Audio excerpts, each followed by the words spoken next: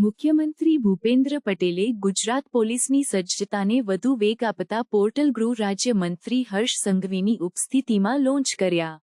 મુખ્યમંત્રી ભૂપેન્દ્ર પટેલે intelligence, surveillance અને કન્વિક્શન માટે સમયાનુકૂળ બદલાવો લાવીને સ્ટ્રીટ સ્પેસથી લઈને સાયબર સ્પેસ સુધી ગુનાખોરી ડામવા માટેની ગુજરાત પોલીસની સજ્જતાને વધુ વેગ આપતા બે પોર્ટલ ગૃહ રાજ્ય મંત્રી હર્ષ સંઘવીની ઉપસ્થિતિમાં લોન્ચ કર્યા.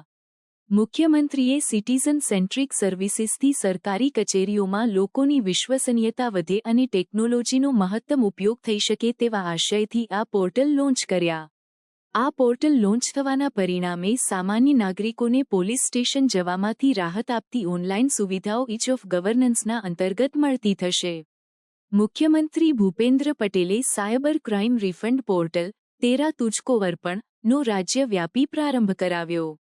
એટલું જ નહીં, નાણાકીય સાયબર ક્રાઇમને લગતી ફરિયાદોના આધારે ફ્રીઝ થયેલા બેંક ખાતાને પુનઃ કાર્યરત અને ફ્રીઝ કરાવવા માટેની ઓનલાઇન એપ્લિકેશન અને પોલીસમાં એફઆઈઆર દાખલ કરનાર ફરિયાદીને તપાસની પ્રગતિથી અપડેટ રાખતા આઈ પ્રગતિ પોર્ટલ પણ તેમણે લોન્ચ કર્યા હતા.